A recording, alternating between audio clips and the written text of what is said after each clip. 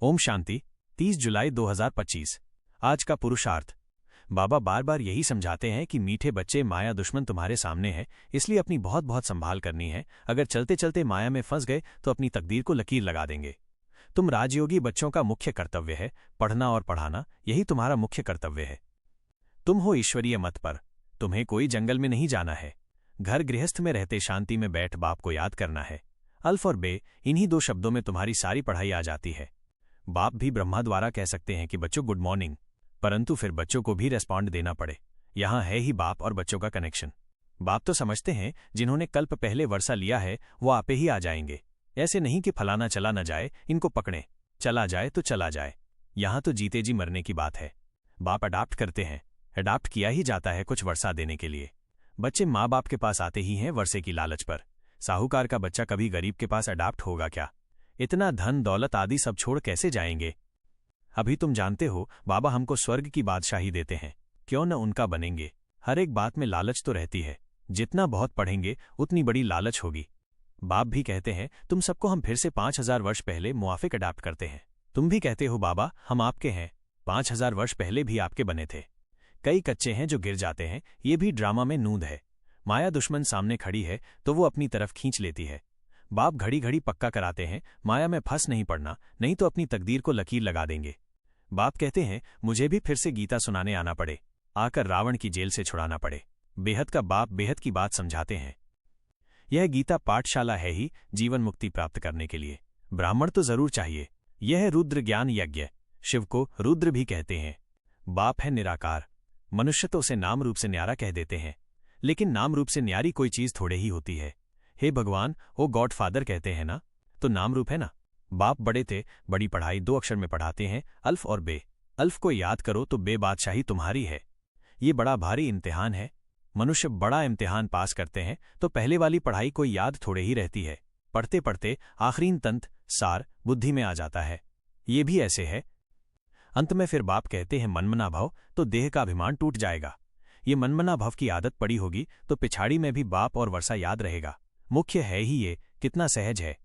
कहा जाता है हीरे जैसा जन्म अमोलक कौड़ी बदले खोया। रे बाप कहते हैं तुम कौड़ियों के पिछाड़ी क्यों मरते हो? अब तो बाप से वर्षा लो, पावन बनो।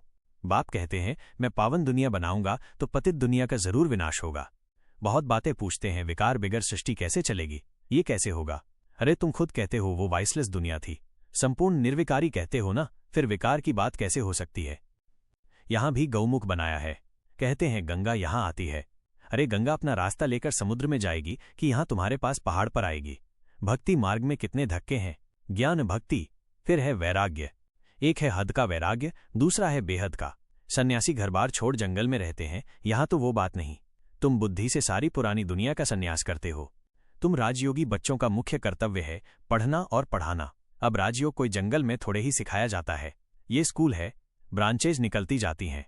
तुम बच्चे राजयोग सीख रहे हो। तुम हो ईश्वरीय मत पर। यहां तुम कितना शांति में बैठे हो, बाहर तो अनेक हंगामे हैं। बाप कहते हैं 5 विकारों का दान, 2 तो ग्रहण छूट जाएगा। मेरे बनो तो मैं तुम्हारी सब कामनाएं पूरी कर दूंगा।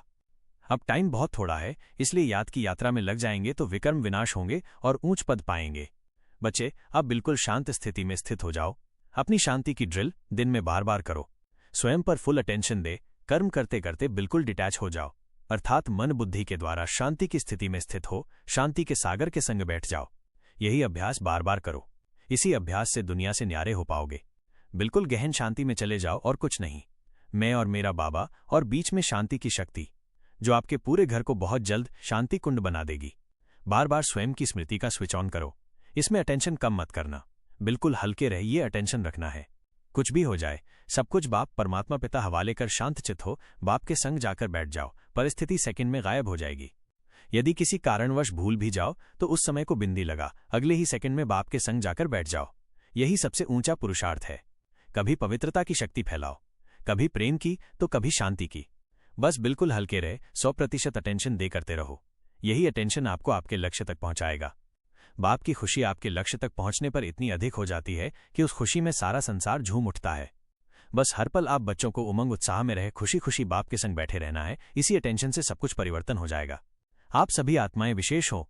बस ये अभ्यास अटेंशन देकर करना भी है और साथ ही साथ परिवार की सभी आत्माओं को संतुष्ट भी रखना है ताकि वो भी आपके संग संग चल सके। अच्छा, ओम शांति।